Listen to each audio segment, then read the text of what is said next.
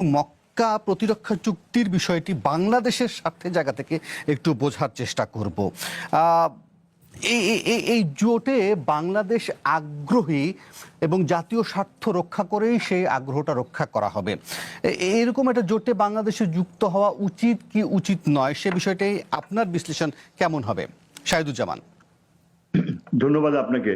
আমি মনে করি যে এই মক্কা চুক্তি আমাদের জন্য সুদূর প্রসারী কনসিকুয়েন্স বহন করবে এবং অতীব গুরুত্বপূর্ণ একটা বাস্তবতা।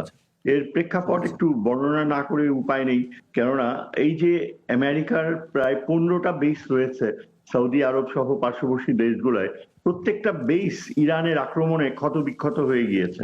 মার্কিন প্রেসিডেন্সি এইসব বেসগুলো রিভাইভ করার আর কোনো আগ্রহ প্রকাশ করছে না।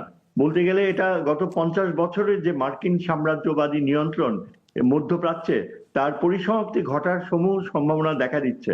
এবং এই অঞ্চলের যেসব দেশগুলোতে এইসব বেসগুলো ছিল, তারাই সৌদি আরবিয়ান নেতৃত্বে এখন নতুন বাস্তবতায় নতুন করে এই মক্কা চুক্তি বাস্তবায়ন করতে পদক্ষেপগুলো নিচ্ছে। বলা বাহুল্য, ইরানকেও কিন্তু আমন্ত্রণ জানানো হচ্ছে খুব শিগগিরই। এখন বাংলাদেশ পৃথিবীর অন্যতম তৃতীয় ঘনবসতিপূর্ণ পপুলেটেড দেশ, যেখানে মুসলিম পপুলেশন বিরাজ করছে। আমাদের এই অঞ্চলে আমরা সবাই খুব ভালো করে জানি যে আমাদের একটা অস্তিত্বজনিত সংকট সৃষ্টি করছে আমাদের পার্শ্ববর্তী শক্তিশালী প্রতিবেশী।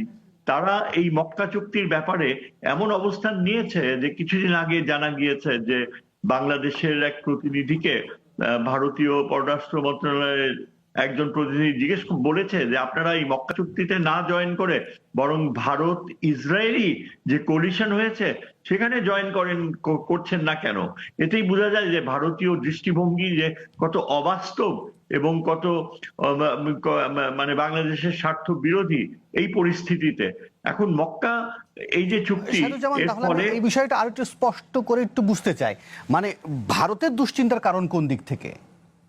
ভারত মনে করে যে বাংলাদেশ হচ্ছে তার জন্য অপরিহার্য ভূরাজনৈতিক একটা সম্পদ। হাসিনার সময়কার যে পররাষ্ট্রনীতির ক্ষেত্রে যে ভারতের নিয়ন্ত্রণ ছিল, সেই ধারাবাহিকতা এখনো তারা বজায় রাখতে চায়।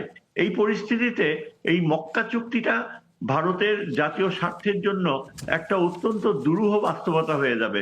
কেননা এর অর্থ হবে এই যে বাংলাদেশ যদি এখন পাকিস্তান, সৌদি আরব, তুর্কি সহ, স্পেশালি টার্কি, ভারতের জন্য টার্কি হচ্ছে একটা, যেটাকে ইংরেজিতে আমরা বলি ইটস এ নিমেসিস, অর্থাৎ ভারতের জন্য একটা মারাত্মক নিরাপত্তা হুমকি হচ্ছে বর্তমান শাসিত এরদোগান শাসিত টার্কি প্রচুর আগ্রহ নিচ্ছে বাংলাদেশকে এই চুক্তিতে যোগ দিতে।